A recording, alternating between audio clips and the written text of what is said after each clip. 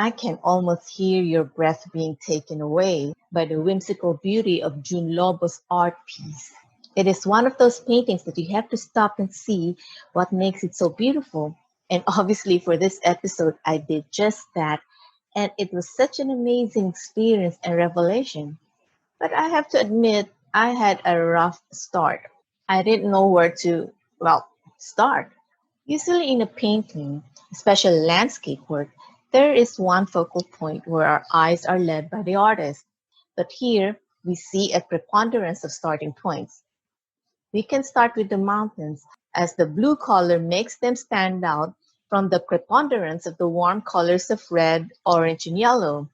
Their lilac backdrop also sets them apart from the preponderance of green color enveloping the warm colors. If you notice how I keep mentioning the word preponderance, it's because it's the most apt word to describe Lobo's work, to the point that I want to change the title from Blessedville to Preponderance. I'll explain later. Let's get back to the starting points. We can also start with the autumn trees, as they are the next biggest objects. Or if you're OC, you might opt to start at the bottom where the trail begins. Even though we have more than one starting point, the work still looks and feels cohesive. They're not cluttered, they're not cramped. Now, going back to the preponderance use of the word preponderance, first we have a preponderance of geometric shapes, circles, triangles, trapezoids, and squares.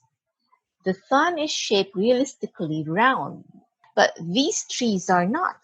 Jhune Lobo's trees may exist only in his art, but he also added some real-looking trees. Although mountains are naturally triangular in shape, its meaning in art is amplified. Among other things, it symbolizes strength, which a mountain has.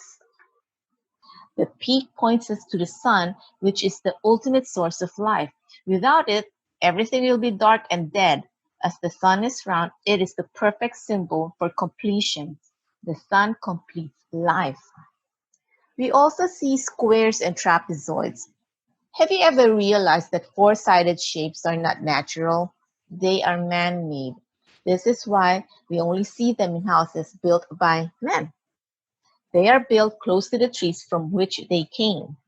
Another preponderance that we see here is the recurrence of the number three. Three trees, three mountains, three houses, and three groups of trees.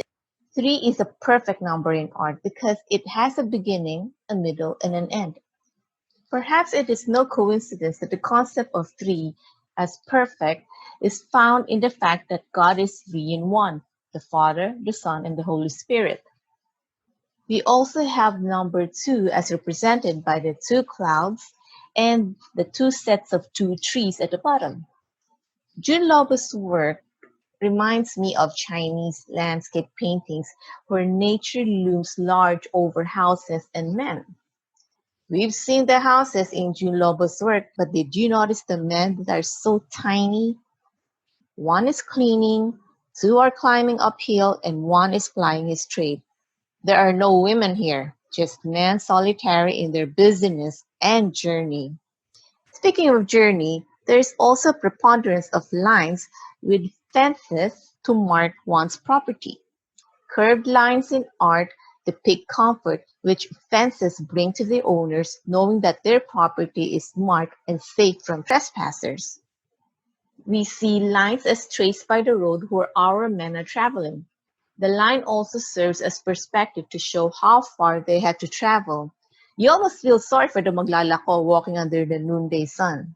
We see zigzags in the road which convey action and excitement as one can't see directly ahead of him to see what's in store. All the houses have ladders that are diagonal. None thought of building steps that are easier to climb, especially at such a hilly and zigzag place. Diagonal lines in art convey movement, so the houses also follow the excitement of the zigzag road. How can a work that at first glance looks so serene pack a lot of messages? Jhune Lobo's Blessedville, is a testament that a picture is worth 1,000 words. Pictures are essential. Art is essential.